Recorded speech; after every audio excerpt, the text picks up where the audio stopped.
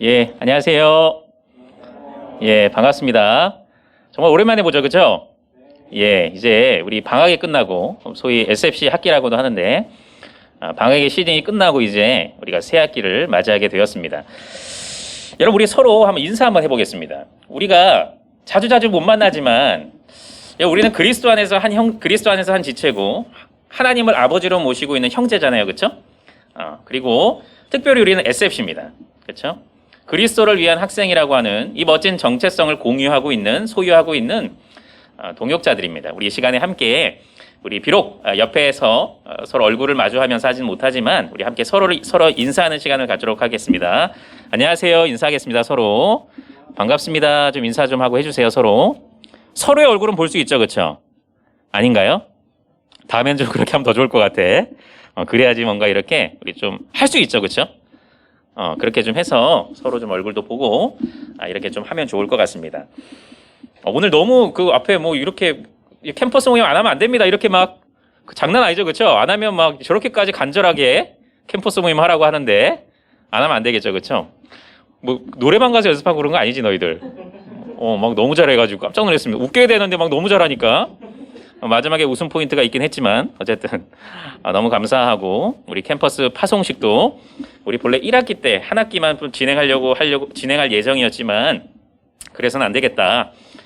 우리 다시 한번 물론 이 자체가 중요한 건 아니지만 그래도 다시 한번 우리가 어떤 정체성을 가지고 있고 어떤 사명을 감당해야 되는지 우리 좀 확인하고 또 하나님 앞에서 그렇죠? 그리고 또 우리 공동체가 참 중요한데 좀 서로에게 약속한다는 그런 의미에서 우리 한번 파송식을 진행했습니다. 다시 한번 좀 이런 내용들을 마음속에 새기고 우리 캠퍼스 여러 활동들과 SFC 운동을 해 나가시는 여러분들이 됐으면 좋겠습니다. 우리 내용을 좀 살펴보기 전에 한 가지 당부의 말을 좀 여러분에게 드리자면 제가 우리 그 위원장님과 짠 거 아닌데 아까 찬양을 하면서 비슷한 제가 좀 여러분에게 당부하고 싶은 그런 말과 비슷한 뭐 영적으로 좀 통한 게 있는 것 같아요. 우리 현준이와 좀 제가 여러분에게 당부의 말을 전하자면 여러분 좀 기대감과 소망을 가지고 이번 학기에 임했으면 좋겠습니다. 너무 여러분 우리 코로나와 현재 상황에 너무 이렇게 우리가 압도돼서 마치 우리에게는 아무 소망이 없고 우리에게는 마치 미래가 없고 뭐 우리의 앞길은 마치 그냥 암흑처럼 캄캄한 것처럼 여러분 너무 이렇게 우리가 함몰되어 있는 그런 상황들이 우리의 마음속에 좀 자리 잡고 있는 것 같아요. 무기력해지고 그렇죠? 여러분 그렇지 않습니다. 아까 전에 찬양에서도 보면 엘리야 때나 모세 때나 다윗 때나 하나님은 일하십니다. 그렇죠? 주가 일하시네도 찬양했지만 하나님이 일하십니다. 여러분 그렇다면 우리에게 소망이 있는 거 아니에요. 그렇죠? 아무리 코로나라고 하더라도 하나님께서 여전히 일하고 있기 때문에 우리에게는 소망이 있습니다. 좀 하나님께서 이번 학기 동안 나를 어떻게 만나 주실까? 하나님께서 이번 학기 동안 나를 어떻게 사용해 주실까? 여러분 좀 이런 기대감을 갖고 이번 학기에 임했으면 좋겠습니다. 여러분 캠퍼스 모임을 할 때도 뭐 그냥 억지로 우리 해야 되니까 한다. 이런 여러분 그런 생각을 갖지 말고요. 여러분 우리 이번에 뭐 공부하는지 혹시 알아요? 캠퍼스 모임 교재로 우리 지난번에 마태복음 했는데 이번에 마가복음을 공부하거든요. 하나님이 어떤 분이시지? 우리에게 마가복음을 통해서 어떤 말씀을 하고 계시지? 여러분 이런 좀 기대감을 갖고 우리 캠퍼스 모임도 하고요. 또 캠퍼스 모임을 통해서 이 단단한 기초 속에서 어떻게 하나님의 나라를 이루어 가시지? 하나님 어떻게 캠퍼스의 복음을 이루어 가시지? 이런 좀 소망을 품고 이번 학기에 좀 임하시는 여러분들이 되시기를 간절히 저처럼 노래는 못하지만 간절히 당부하겠습니다. 여러분에게 좀 기대감과 소망 그렇죠? 여러분 그리스도인들이 SFC 운동원들이 활력이 없고 힘이 없고 무기력하고 여러분 이건 SFC와 어울리지 않은 모습입니다. SFC는 늘 절망 속에서도 소망이 있고 그렇죠? 절망 속에서도 일하고 활동하고 이게 SFC잖아요. 그렇죠? 좀 이렇게 세상의 어떤 이런 풍조와 그렇죠? 이런 좀 역행하는 여러분들이 그래야지 세상의 빛과 소금이지 그렇죠? 우리 그런 학기가 여러분들에게 되시기를 간절히 당부하면서 우리 성경 공부를 진행하도록 하겠습니다. 방금 설명한 대로 이번에 우리가 공부할 내용은 마가복음이고요. 매 달마다 총 3번 진행됩니다. 그렇죠? 총 그 3과가 진행이 되고요. 마지막 달은 복습하는 그런 개념으로 생각하고 여러분 진행했으면 좋겠습니다. 여러분 마가복음으로 바로 들어가 보도록 하겠습니다. 여러분 다 아마 그 책을 가지고 있는 친구들도 있을 거고 아니면 이렇게 공유된 문서를 가지고 있는 운동원들도 있을 텐데 먼저 여러분 우리가 7페이지 개관으로 가면 먼저 8페이지로 먼저 보겠습니다. 연대와 역사적 배경부터 우리가 조금 전체적인 이런 내용들을 한번 생각해 보도록 하겠습니다. 그럼 저자가 누굴까요? 마가입니다. 마가 그렇죠? 마가복음 해서 마가 무조건 마가한 건 아니고 마가입니다. 마가. 여러분 이게 성경에 구체적으로 명시가 되어 있지는 않아요. 이거는 마가가 썼느니라 이렇게 고백하고 있지는 증거하고 있지는 않습니다. 그런데 내적인 증거와 또 역사적인 증언들이 마가다라고 이렇게 추정하고 강력하게 추정하고 있습니다. 여러분 내적 증언이라고 하면 뭐냐면 성경에서 이렇게 암시하고 가르쳐주고 있는 거예요. 여러분 뭘 가르쳐주고 있냐면 저자가 마가복음을 쭉 우리가 살펴보면 팔레스타인 지리에 참 익숙한 자가 바로 이걸 기록했구나라는 것을 알 수 있고요. 또 아람어를 사용하고 있는 유대인이다라는 사실을 우리가 알 수 있습니다. 여러분 또한 초대 교부들이 계속해서 그거를 증언하거든요. 그러니까 예수님의 제자 중에 제자, 제자 중에 제자의 제자 이런 사람들이 계속해서 이거는 마가가 쓴 성경입니다라는 것을 증언하고 있습니다. 특별히 여러분 마가는 누구의 제자인지 혹시 아는 사람 있나요? 마가가 누구의 제자일까요? 자, 우선 하나 또 예상 또 대답이 있었고요. 누구냐면 베드로입니다. 베드로. 마가의 스승은 베드로입니다. 초대 교부들이 뭐라고 얘기했냐면 마가가 누구냐면 여러분 베드로의 서기관이고 베드로의 수행원이다. 베드로가 이렇게 그 제자에게 이렇게 잘 가르쳐줘서 이것들이 기록이 됐을 것이다 라고 이렇게 추정을 하면서 말을 하면서 여러분 이것은 마가가 이 마가복음을 썼다는 사실을 여러분 생각하고 우리 넘어가도록 하겠습니다. 여러분 독자는 누굴까요? 여러분 마태복음의 독자는 누구였어요? 기억나는 사람 혹시 있나요? 그쵸?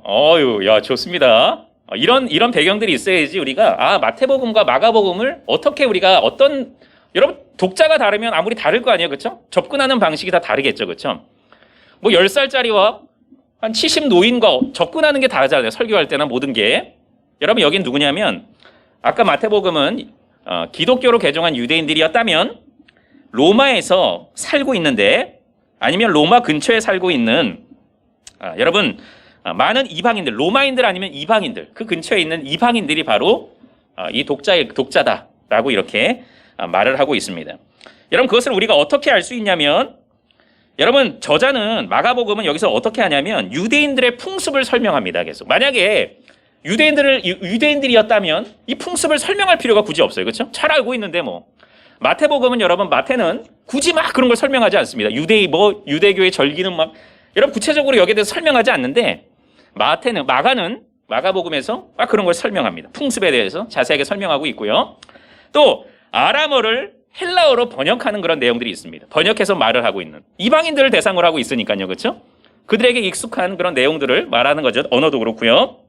그리고 십자가진 시몬의 아들이 루포에 대해서 나오는데 루포라고 나오는데요. 그는 로마에 살고 있는 사람입니다.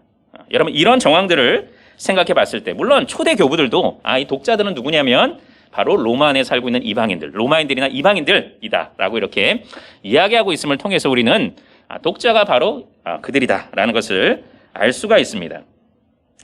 여러분 저작 배경에 대해서 우리가 생각을 해보자면 언제냐면 여러분 아까 기록한 시점은 AD 50년 중후반이라고 얘기하는데요. 밑에 이것은 예수님의 죽음과 부활 후에 25년 정도가 지난 시점, 네로가 로마의 황제인 시점입니다. 여러분 네로 하면 생각나는 게 뭐예요? 기독교에 대해서 아주 호의적이었나요? 아닙니다, 여러분. 대박해의 시기잖아요, 그렇죠? 그래서 아마 대박해가 시작되고 이미 진행되고 있는 시점이거나 아니면 이제 그 핍박이 아주 임박했던 시점에 바로 이것을 기록했을 것이다 라고 얘기합니다. 여러분 이런 배경으로 마가는 계속 그 내용들을 전개합니다. 제자도를 설명할 때도 제자들에게 어떤 삶을 살아야 되냐는 그런 메시지를 전할 때도 이런 배경 속에서 전달하는 겁니다. 너희들에게 핍박이 있고 이제 핍박이 곧 다가오지만 그리스도의 제자로서 여러분 이런 내용들을 행동 강령들을 막 이야기하는 거죠. 그렇죠? 이런 그냥 느긋한 상황 속에서 너희들은 이것도 해도 되고 아주 느긋하게 이런 게 아니에요, 여러분. 아주 임박한 상황이니까 그렇죠? 그래서 이런 배경 속에서 이 마가복음이 기록이 됐고요. 또한 독자들에게 전달되고 있다는 사실을 여러분 염두하고 여러분 내용들을 전개하면 되겠습니다. 이제 7페이지로 넘어가면 여러분 마가복음 여러분 성경을 가지고 있다면 마가복음 1장 1절이 뭐라고 나오는지 여러분 한번 보십시오. 마가복음 1장 1절은 뭐라고 나오냐면 하나님의 아들 예수 그리스도의 복음의 시작이다 그랬습니다. 뭘 얘기하고 있어요? 그래서 복음에 대해서 얘기하거든요. 예수님이 누구심을 얘기하고요. 하나님의 아들이고 그리스도임을 얘기하고요. 복음에 대해서 얘기합니다. 여러분 마가복음도 모든 성경이 그러하지만 마가복음은 이방인들에게 또 모든 독자들에게 예수님이 누구이신지 그렇죠? 물론 구약에서 예언된 메시지 그거 다 있고요. 예수님이 어떤 존재인지를 가르쳐주는 또 변증하고 가르쳐주는 그런 내용들을 말하고 있는 게 바로 바로 마가복음이고요. 예수님께서 특별히 여기서 강조하는 건 뭐냐면 고난받는 종이라는 것을 강조해요. 예수님께서 순환을 받고 고난을 당하시는 종이다. 여러분 전체 분량의 몇 %나 이게 차지할까요? 고난의 종이라는 내용이 이 마가복음 총 장 중에 얼마나 차지할까요? 대략 찍어보세요, 여러분. 몇 %? 찍기도 귀찮나? 오케이. 제가 얘기해 주자면 40%입니다, 무려. 이 많은 장 중에서 40%가 예수님께서 고난의 종이라는 사실을 강조합니다. 여기에 다 제자도가 다 묻어져 있는 거예요. 예수님이 누구이신가? 그리스도의 제자로서의 삶이 무엇인가? 이런 것들이 다 여러분 녹여져 있는 겁니다. 고난받는 종으로 오셨다는 사실. 그런데 고난받는 종으로 끝났다 이게 아니에요. 결국 뭐냐면 나중에 살펴보겠지만 고난받는 종이신데 부활하신다. 고난받는 종이신데 승천하시고 고난받는 종이신데 영광을 받으신다. 그러므로 너희들 제자들 된 너희들아 너희들도 고난을 받아. 그런데 그 영광을 누리기 위해서는 고난을 통과해야 돼. 고난의 터널을 통과한 이후에 예수님께서 높아지셨듯이 너희들도 영광을 누리게 될 거야. 이런 메시지, 소망의 메시지가 지금 핍박을 앞두고 있는, 핍박을 당하고 있는 예수님의 제자들에게 선포되고 있는 것입니다. 얼마나 위로가 되겠어요, 여러분. 예수님 고난 받지만 자기 물론 정치적인 메시아 그거랑 다른 모습이지만 결국 예수님이 영광 받으시, 우리도 영광 받는다. 이 소망이 그들로 하여금 교회를 세우게 하고, 그렇죠? 그들로 하여금 교회 운동을 펼쳐나가게 하고 그들로 하여금 세상의 풍조를 좇지 않게 하고 여러분 황제를 숭배하지 않게 되고 이런 결과로 이어지게 되는 것이죠. 그래서 여러분 이런 내용들을 좀 염두하고 우리 마가복음을 살펴보도록 하겠습니다. 여러분 개요 보면 9페이지 보면 개요가 나와요. 여러분 다 자료 가지고 있죠, 그렇죠? 여기 보면 우리가 마가복음은 크게 두 부분으로 나눌 수가 있습니다. 보면 전반부와 후반부로 나눌 수 있거든요. 여러분 8장 여기 보면 그 서론과 사역을 통해 나타난 예수님의 권위 보입니까? 이게 두 번째잖아요. 그래서 여기 고난을 통해 나타난 예수님의 권위 전까지, 그러니까 8장 26절까지죠. 이게 전반부고요. 그 위가 후반부입니다. 전반부에는 어떤 내용들이 여러분 중심을 다루고 있냐면 갈릴리에서의 사역을 중심으로 다루고 있습니다. 예수님께서 어떤 사역을 갈릴리에서 행하시는가를 하고 있는데요. 하나님의 종이신 예수님께서 어떤 위대한 사역을 해나가시는지를 사역을 중심으로 기록하고 있습니다. 여러분 마가복음은 특징이 뭐냐면 예수님의 가르침보다는 예수님의 행위를 통해서 예수님이 누구이신지를 증거합니다. 여러분 그래서 어떤 사람들은 이거를 행동의 복음이라고도 해요. 마가복음을 가리켜서. 그래서 이게 짧잖아요. 다른 성경보다 공간 복음보다 짧거든요. 왜 그러냐? 많은 가르침들이 생략이 되어 있습니다. 대신 행동 중심으로 막 긴박하게 돌아갑니다. 이런 긴급성이 있고 긴박성이 있고요. 아주 여러분 역동적으로 진행되는 게 바로 마가복음이라는 사실을 여러분 기억하면서 하면 되겠습니다. 여러분 후반부는 뭐냐면 유대와 예루살렘을 중심으로 이루어진 예수님의 순환 사건을 중심으로 이제 기록합니다. 아까 순환의 종이라고도 얘기했는데 하나님의 종으로서 예수님의 그 순환을 통해서 어떻게 하나님의 구원 사역을 이루어가는지를 중심적으로 살펴보는 게 바로 이 하반기의 내용입니다. 그래서 이런 가운데 뭐 제자도도 설명하고요.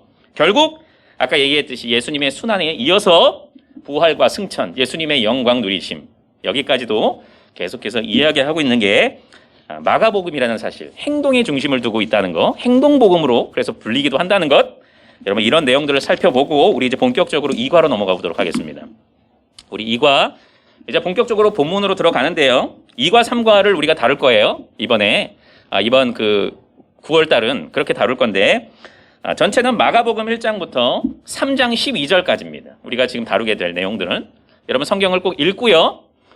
그 다음에 또 우리가 방금 좀 전에 나눴던 배경들을 염두에 두면서 성경을 읽어 나가시기를 바랍니다. 그리고 이 내용을 통해서 더 다지는 시간이 좀 됐으면 좋겠습니다. 잘 이해하고 다지는 그런 시간들이 됐으면 좋겠습니다. 여러분 마가복음 아까 1장 1절이 뭐라고 시작된다고 얘기했습니까?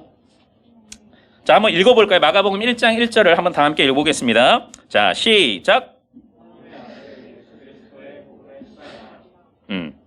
여러분 아까 전에 하나님의 아들 예수 그리스도 복음의 시작이라 그랬는데 여기서 시작은 뭐냐면 여러분 창세기 1장 1절에 보면 태초에라는 단어가 있죠, 그렇죠? 이 단어를 헬라어로 번역하면 바로 이 단어입니다. 시작. 얘기하는 게 뭐냐면 여러분 예수님의 출현이 또 다른 창조의 시작, 재창조임을 얘기하는 거예요. 여러분 하나님이 창조 사역을 하신 것처럼 사람을 변화시키는 새 창조, 그렇죠? 죄인을 의인 되게 하는 새 창조, 그 사역을 시작하시는 분이, 그 사역의 중심인 분이 바로 예수 그리스도이심을 우리에게 선포하면서 복음에 대해서 제시를 하고 있습니다. 그래서 복음에 대해서 이렇게 설명을 하고 있다는 것 우리가 염두에 두면서 다음 장으로 우리 본격적으로 본문의 내용들을 한번 살펴보도록 하겠습니다. 여러분 1번 보면 세례 요한의 사역에 대해서 얘기했고요. 마가복음의 첫 구절, 이 복음서를 기술한 동기를 부여하고 있고 또 뭐냐면 마가복음을 여는 첫 구절들은 마가가 복음서를 기술하는 동기, 방금 얘기한 거고 세례 요한과 예수님의 역할, 여러분 구약 그 마가복음 1장 2절과 3절에 보면은 이사야서 40장 3절을 여러분 인용하고 있거든요. 구약을 인용하면서 이런 내용들을 하고 있습니다. 이걸 통해서 세례 요한이 누구고 예수님의 사역이 무엇인지를 우리에게 가르쳐주고 있습니다. 첫 번째로 살펴볼 거는 1장 1절을 통해서 우리에게 뭘 가르쳐주냐? 복음을 계시하고 있다 이거죠. 그렇죠? 복음이 뭐 어떤 거라는 거예요? 예수님께서 누구예요? 하나님의 아들이다 이거죠. 그렇죠? 여러분 예수님은 하나님이시다 이거죠. 하나님의 아들이라는 것은 삼위 하나님이신데 그분이 하나님이다 이거죠. 이방인들에게 여러분 로마 그런 어떤 그 신과 이런 것들에 빠져 있는 사람들에게 지금 뭐라고 얘기하는 겁니까? 신은 너희들이 얘기하는 사랑하는 섬기는 그 신이 아니고 예수님이 하나님이야. 그걸 얘기하고 있는 겁니다. 또한 그리스도다 그랬습니다. 그리스도가 뭐예요? 메시아입니다. 메시아가 뭐예요? 구약에서 예언된 그 바로 구원주, 바로 그분이 이 예수님이다. 1장 1절부터 마가는 딱 복음을 제시합니다. 복음이 무엇이냐? 그렇죠? 예수님이시고 그분께서 하나님의 아들 또한 그리스도다. 재창조를 이루시는 분이 바로 성취하시는 분이 예수님이다. 이걸 지금 설명하고 있는 겁니다. 세례 요한은 여러분 광야에 외치는 자의 소리라고 얘기했어요. 여기서 여러분 이거는 이사야서 40장 3절에서 인용하고 있는 건데 사실 그 당시에 광야에서 외치는 소리를 1차적으로 예언했던 사람은 누구냐면 그 가르치셨던 사람은 누구냐면 엘리야입니다. 왜 엘리야가 광야에 외치는 자의 소리예요? 여러분 당시에는 바벨론 포로 속에 살고 있었어요. 광야와 같은 시대 속에 살고 있었던 거죠. 그런 가운데 광야에 외치는 자의 소리, 바로 그들에게 회개를 촉구했고 또한 미래에 너희들의 해방과 구원을 이룬 구원자가 오실 것이다라는 것을 엘리야가 예언했습니다. 1차적으로는 엘리야에게 적용되는 거고 여기서 얘기하는 건 누구예요? 세례 요한이 바로 그와 같은 존재이다. 그렇죠? 이런 로마의 압제 속에서 그렇죠? 구약의 모든 그런 실패의 역사 속에서 예수님이 온다 이거죠. 구원주가 오신다. 그래서 광야에 외치는 자의 소리가 되는 것이죠. 회개를 촉구하고 막 그렇잖아요. 회개하라 그렇게 얘기하잖아요. 그렇죠? 마치 엘리야의 역할들을 하는 거죠. 그렇다면 예수님은 누구십니까? 오실 길을 예비하라 그랬는데 바로 그분이 메시아다 이거죠. 구원과 해방. 그렇죠? 과거에도 그런 것들이 성취가 되었습니다. 그 엘리야의 그 예언이 성취가 되긴 하죠. 바벨론으로부터 그 고레스 왕 칙령에 의해서 그렇죠? 해방이 되잖아요. 그때 누가 사용돼요? 뭐 예수아라든지 대제사장 스룹바벨이 사용되거든요. 부분적으로 성취된 거예요. 그 해방자 구원자가 성취된 건데 여러분 궁극적인 성취자 누가 오신 거예요? 예수님이 온다. 그렇죠? 회개해. 그러니까 이런 걸 얘기했던 사람이 세례 요한. 그 예수님이 오신 거죠. 구원주가 되시는. 그렇죠? 해방과 구원을 선포하시는. 죄와 사망으로부터의 구원을 성취하시는. 그렇죠? 그래서 그런 내용들이 있다는 것을 여러분 염두하고 다음으로 내려가면 마가는 예수님을 하나님의 백성을 위해 새로운 출애굽을 가져다 주시는 분. 새로운 출애굽 맞죠, 그렇죠? 죄에서 사망에서 해방하는 거. 그거를 구약과 연결해서 지금 설명한 거잖아요, 그렇죠? 그 이유는 마가가 하나님이 자기 백성에게 새로운 출애굽을 약속하셨던 이사야서의 본문을 자주 연상시키는 것처럼 보이기 때문이다. 마가복음 1장 1절부터 13절 본문에서 이런 결론을 지지하는 부분이 있다면 무엇인가? 아까 방금 얘기한 대로 마가복음 1장 2절부터 3절에 보면 세례 요한이 나오잖아요, 그렇죠? 그 뒤에 뭐라 그래요? 주의 길을 예비해라 그랬거든요. 또한 엘리야는 아까 여호와의 길을 예비하는 그런 사람이라고 그랬는데 주의 길을 예비하는 존재, 그렇죠? 그렇게 돼서 여러분 이걸 통해서 메시아가 바로 새 출애굽을 이루는 존재. 그래서 주의 길, 그분이 오시 주의 길, 그 얘기한 주가 뭐예요? 해방자, 그렇죠? 구원자, 그거잖아요. 새 출애굽을 이야기하는 분, 그렇죠? 그래서 이런 부분과 당연히 연결지을 수 있는 것이죠. 새 창조를 이루시고 새 출애굽을 이루시는 분이 예수님이심을 이야기하고 있는 것입니다. 다음 넘어가면 여러분 이사야서 40장 1절부터 3절을 읽어보고요. 마가복음 1장 1절부터 3절 한번 읽어보세요. 이 엘리야와 세례 요한을 이야기하는데 그 예언에 대해서 이야기하는데 아주 여러분 대칭되는 내용들이 많습니다. 예컨대 엘리야를 가리켜 외치는 자의 소리라고 얘기했고요. 마가복음에서는 세례 요한을 가리켜서 광야에 외치는 자의 소리 이렇게 하면서 쭉 이렇게 계속해서 대등되는 내용이 있습니다. 성경을 찾아보시고 여러분 한번 비교해 보시길 바랍니다. 크게 한 3가지 정도가 나오는 것 같아요. 이렇게 한번 비교하고 비슷한 점을 찾아보시길 바랍니다. 여러분 다음 내용으로 넘어가면 세례 요한이 이렇게 얘기했어요. 나는 굽혀서 그의 신발끈을 풀기도 감당하지 못하겠노라 그랬습니다. 여러분 당시 유대인들은 여러분 이것은 낮은 계급의 종들이나 하는 것이지 유대인들은 이렇게 특히 유대인들의 스승이나 선생들은 이런 역할을 하지 않았거든요. 여러분 이게 어떤 뜻을 담고 있는 걸까요? 세례 요한하면 당시에 아주 가장 높은 스승이잖아요, 그렇죠? 그런 분이 신발끈을 푸는 것도 내가 못하겠습니다. 이 정도 얘기할 정도면 예수님이 누구라는 겁니까? 예수님을 강조하는 거죠, 그렇죠? 예수님의 신적 권위, 그렇죠? 영원한 탁월한 능력과 권능을 가지신 분, 바로 하나님의 아들, 말 그대로 아까 얘기한 대로, 그렇죠? 메시아다 이분이. 그거를 여러분 지금 자기는 그림자처럼 사라지고 계속 여러분 예수님 어떤 분이신지를 계속 강조하고 있는 것이죠, 그렇죠? 그래서 그런 내용으로서 또 뭐예요? 신발끈을 아까 풀고 이런 걸 누가 하는 거예요? 종이잖아요. 나는 종입니다. 그분은 나의 주인이시에요. 나의 주인이시고 나는 그분의 종입니다. 여러분 이런 내용들을 또한 설명하고 강조하고 있는 그런 내용들이라고 우리가 또 볼 수도 있겠습니다. 세례 요한은 자기 뒤에 오시는 이가 너희에게 성령으로 세례를 베푸시라 라고 말씀했거든요. 8절에 보면 여러분 그런데 이것도 구약의 내용들과 연결이 되고 있습니다.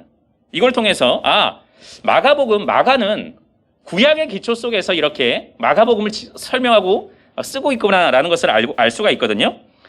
마가복음 1장 10절에서 성령과 관련돼서 어떤 일이 일어나는지를 주목해보라 그랬습니다. 여러분 에스겔서 11장 19절 20절에 보면 이렇게 말하고 있습니다. 내가 그들에게 한 마음을 주고 그 속에 새 영을 주며 그 몸에서 돌 같은 마음을 제거하고 살처럼 부드러운 마음을 주어서 내 율례를 따르고 내 규례를 지켜 행하게 하리니 그들은 내 백성이 되고 나는 그들의 하나님이 되리라 그랬습니다. 여러분 이것은 구약의 예언들이 성취된다는 것을 얘기하죠, 그렇죠?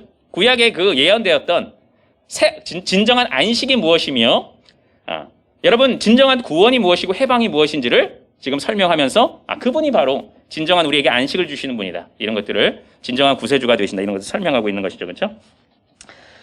여러분 나중에 마가복음 1장 10절에 보면 성령이 예수님께서 세례받는 장면이거든요. 이건 성령이 비둘기같이 내려왔다 그랬어요.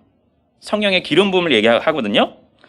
여러분 예수님께서 스스로 그 모든 공생의 사역을 하신 게 아니에요. 삼위 하나님의 그런 협동하는 그런 사역인데 특별히 성령께서 기름 부음을 베풀어 주셔서 능력을 베풀어 주셔서 기름 부었다는 건 뭐예요? 구약에 따르면 누가 구약 기름을 받았어요? 선지자, 제사장, 왕이잖아요. 예수님께서 선지자요, 왕이요, 제사장으로 사역을 이제부터 더 드러나게 감당하게 될 것이라는 거, 그렇죠? 그런 것들을 말하는 거예요. 공식적으로 감당하게 될 것이라는 것을 성령께서 함께 하실 때 우리도 마찬가지입니다. 실상 여러분의 힘으로 캠퍼스의 복음화, 우리는 학원의 복음화 여러분의 힘으로 하는 게 아니에요.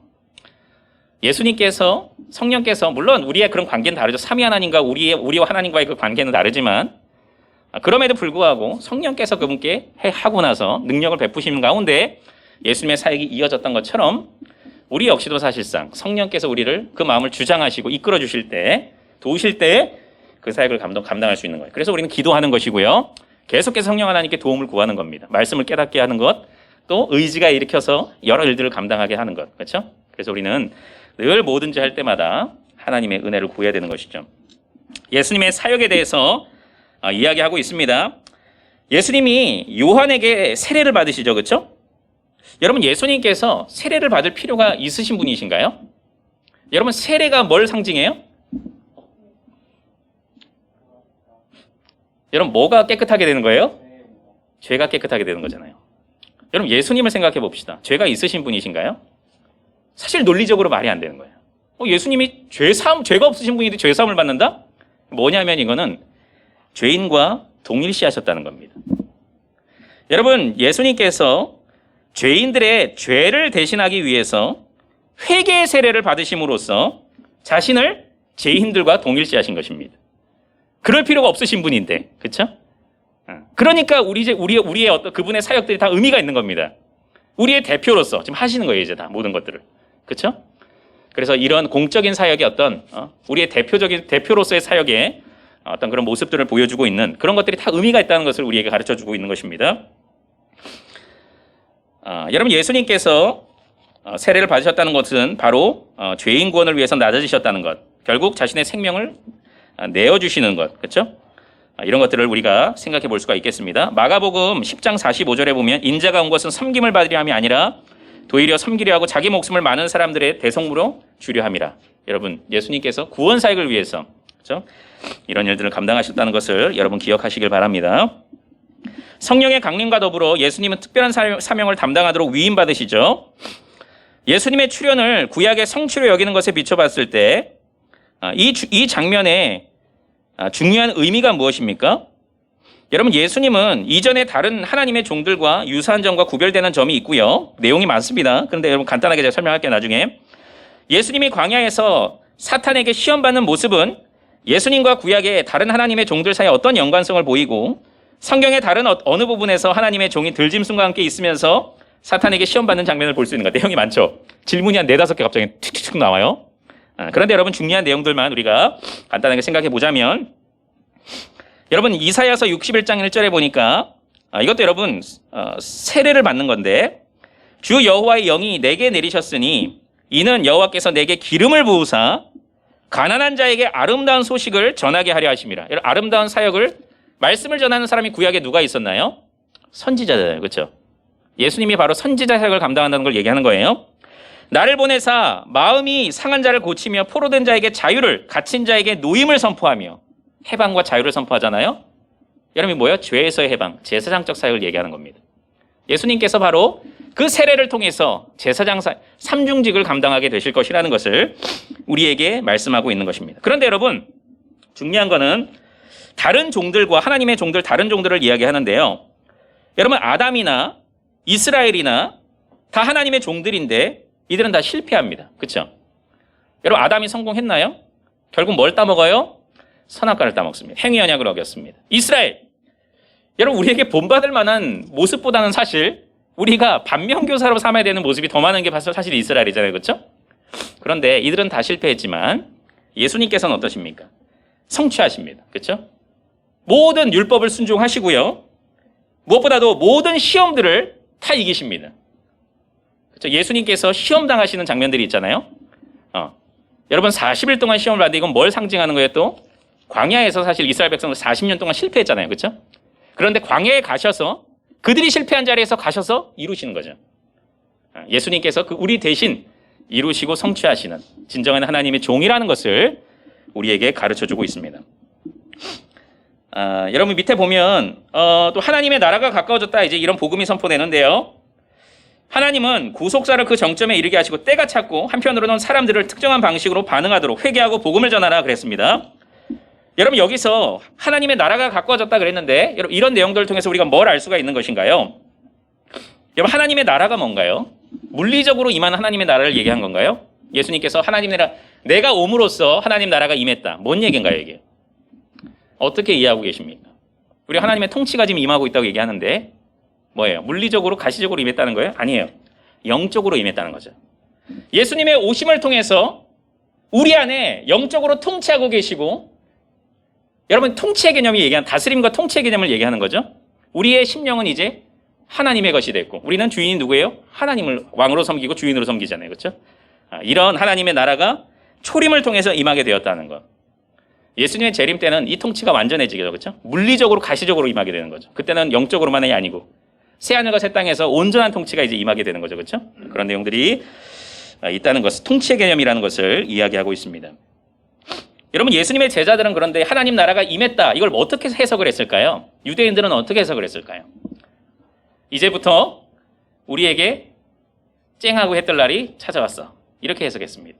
정치적인 메시아를 기대했잖아요. 이제 이스라엘이 로마의 압제를 탁 풀어버리고 우리가 이제 이 팔레스타인, 우리 이 유대인들이 다스리고 통치하는, 온 세상을 다스리는, 이렇게 이해했잖아요. 그렇죠?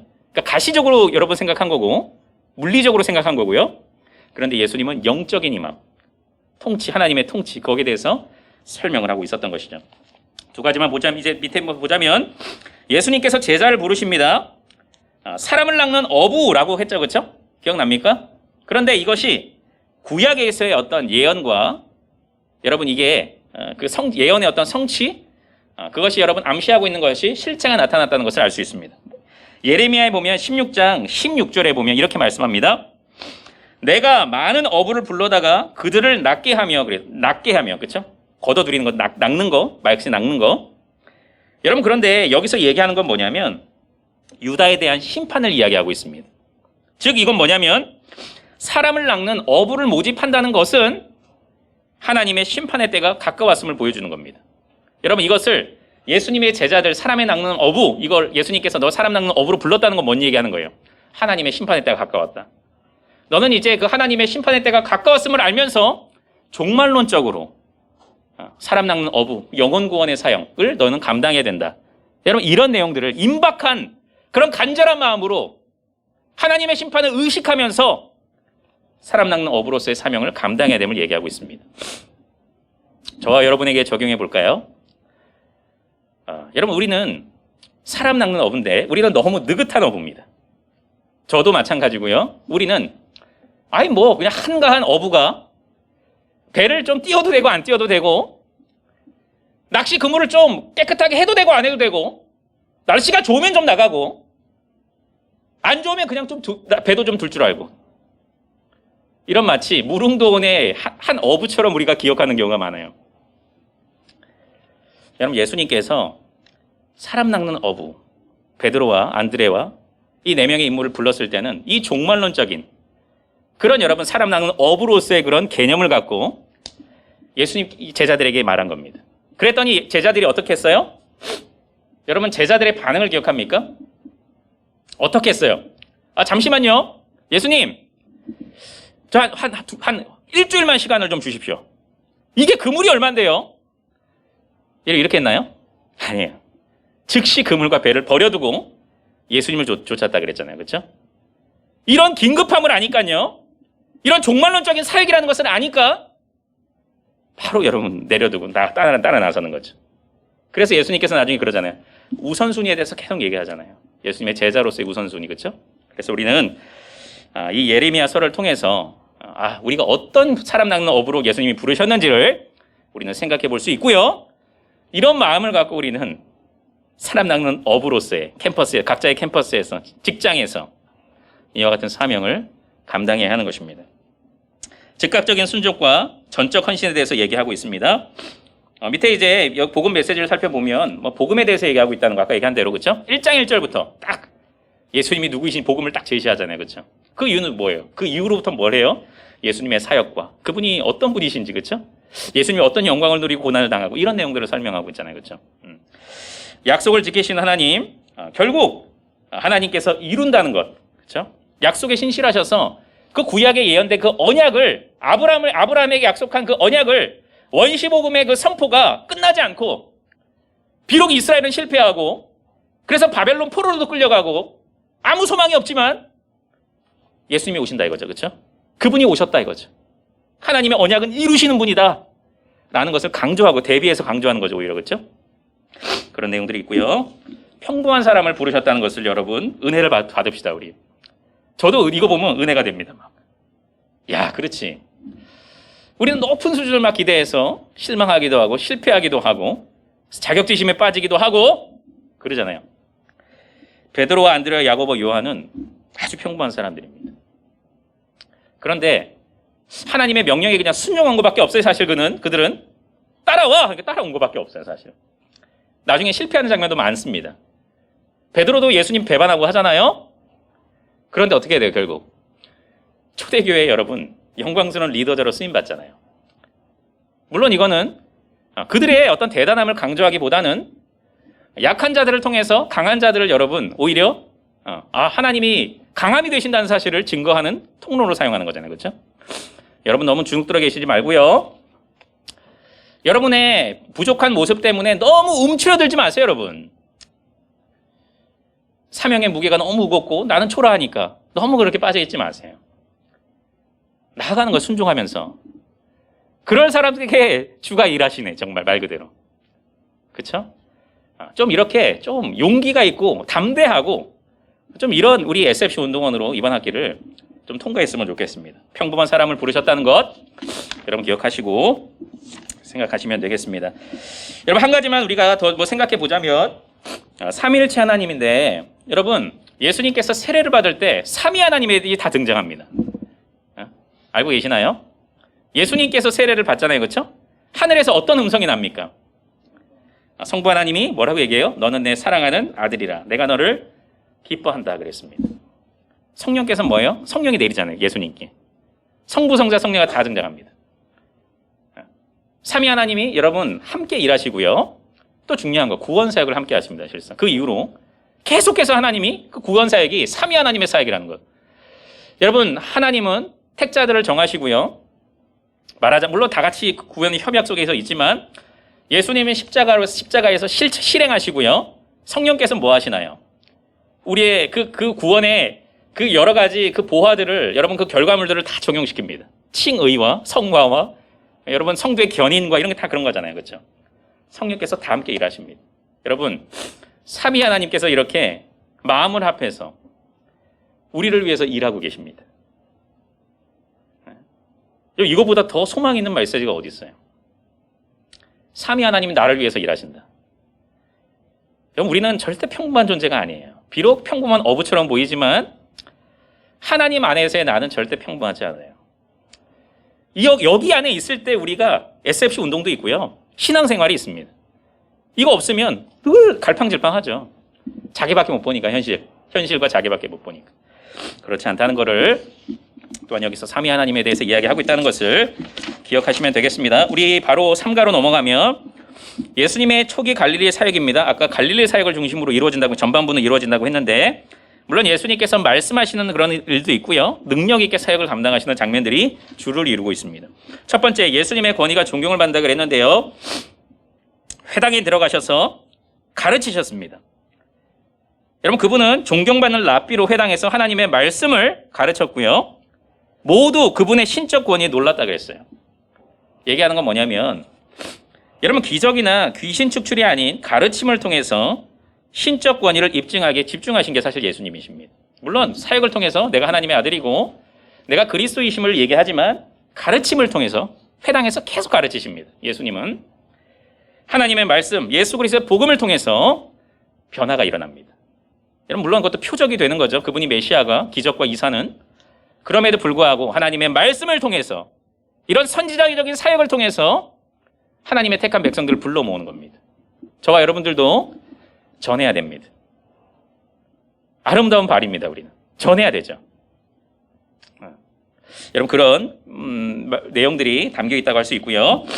마가복음에 보면 22절과 27절 예수님의 초기 사역에 일어난 사건을 통해서 마가가 우리에게 보여주는 건 뭐예요?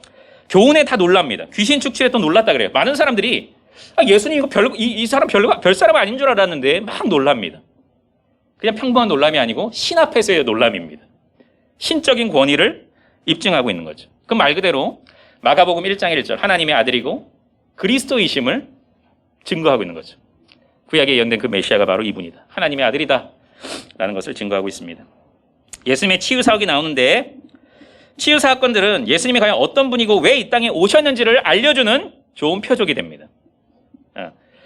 여러분, 우리는 마가복음 1장 29절 34절에서 하나님의 나라가 진일보하는 모습을 어떤 방식으로 이해하게 되고 예수님의 이런 치유 사역을 창세기 1장부터 3장의 사건들과 어떻게 연관지을 수 있고 아담이 에덴 동산에 침입한 사탄을 내쫓는 일에 실패한 사건을 떠올리며 마가복음 1장 34절을 생각해보자 라고 얘기하고 있습니다. 내용은 막 길지만 어떤 사건들이 있어요?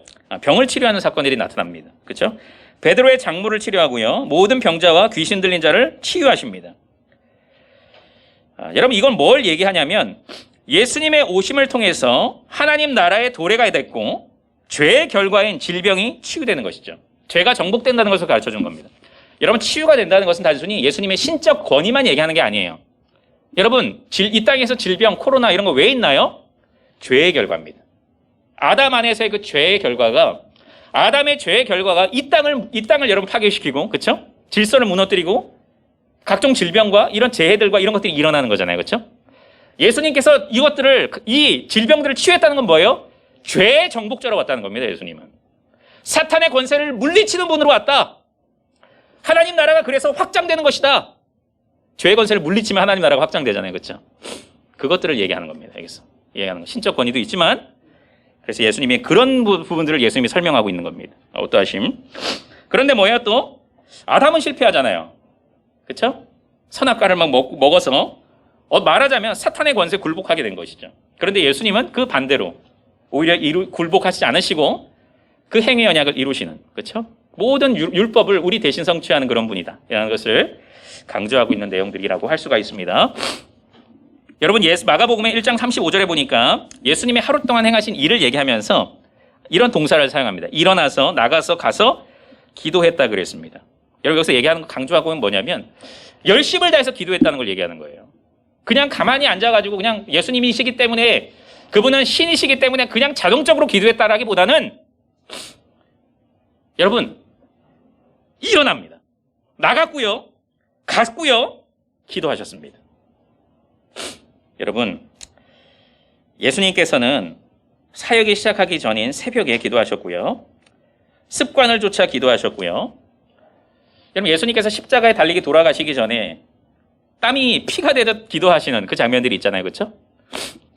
여러분, 예수님이 이처럼 신이신, 물론 인성과 신성을 다 가진 분이시지만 여러분, 예수님이 이처럼 기도하셨다면 저와 여러분들은 어떤 사역을 함에 있어서 신앙생활 아니면 그냥 일상생활 함에 있어서 뭐 해야 되냐 이겁니다. 여러분, 우리 캠퍼스 모임에 이 성패는 어디서 갈릴까요? 그냥 나가는 거에 달릴까요? 아닙니다. 여러분. 하나님의 능력을 입음에 달려 있습니다. 하나님의 은혜를 체험함에 달려 있습니다. 왜? 은혜를 받은 사람들은 나가가지고 전하거든요. 질병 고치고 죄사함을 당했던 여러분 예수님의 많은 사람들은 말하지 말라 그랬는데 가서 아니다, 예수님이 나를 고쳐주셨다 선포합니다.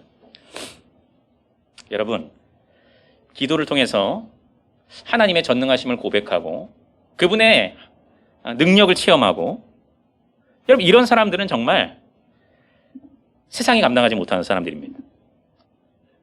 기도에 대해서 이야기하고 있는 것이죠.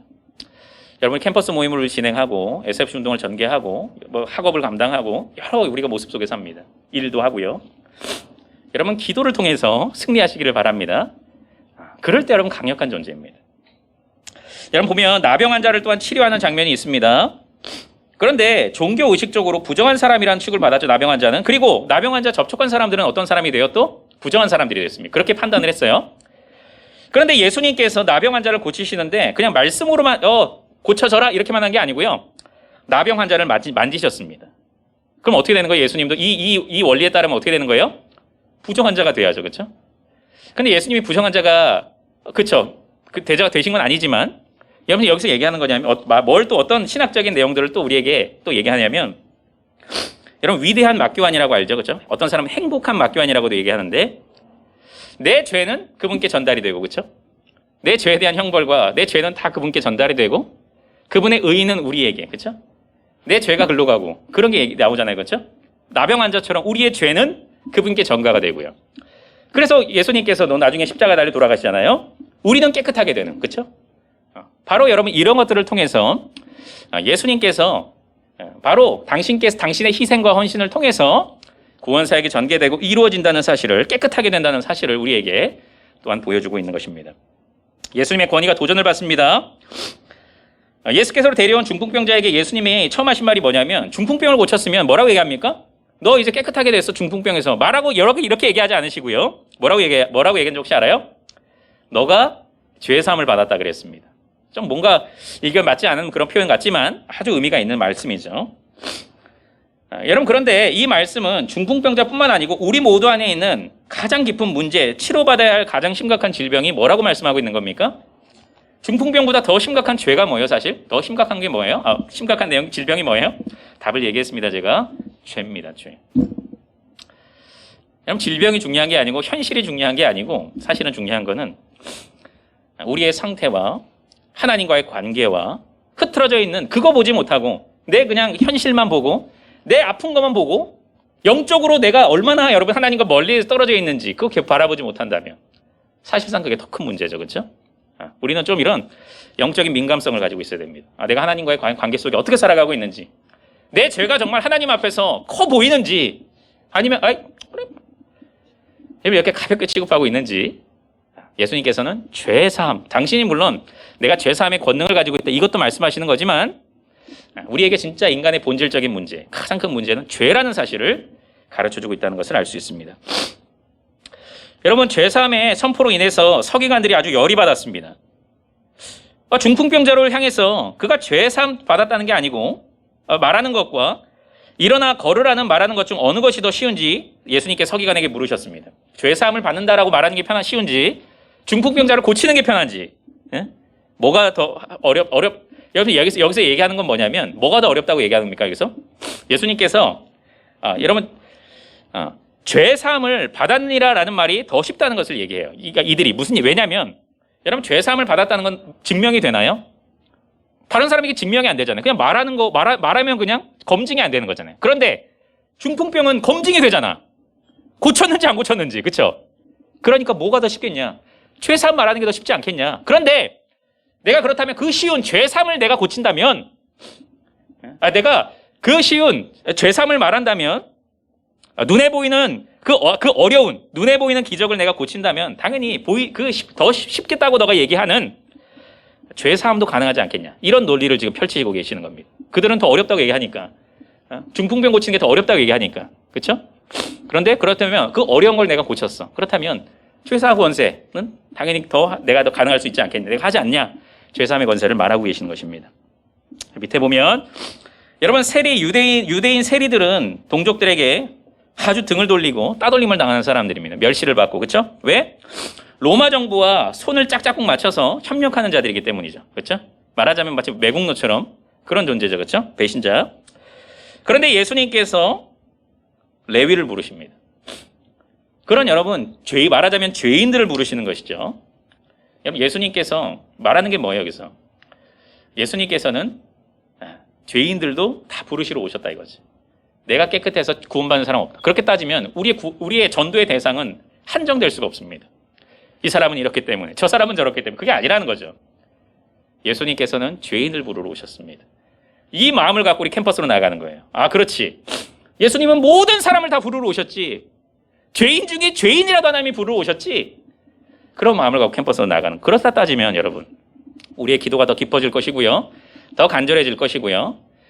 더 여러분 어떤 사명감을 갖고 복음 전파의 사명, 어부로서의 사명을 감당하게 될 것이죠. 여러분, 밑에 보면 이제 두 내용만 남았는데요. 사람들이 예수님과 예수님이 제자들이 왜 금식하지 않는지 아주 의아하게 여깁니다. 예수님의 권위가 도전받는 또 하나의 사건이라고 할 수 있죠. 예수님의 답변은 무엇입니까? 여러분, 구약 성경의 본문은 예수님의 답변을 이해하는데 어떻게 도움이 되겠습니까? 여러분, 예수님께서는 이렇게 말씀하셨습니다. 혼인집 손님이 신랑과 함께 있을 때 금식할 수 있느냐? 신랑과 함께 있을 동안에는 금식할 수 없다 그랬습니다.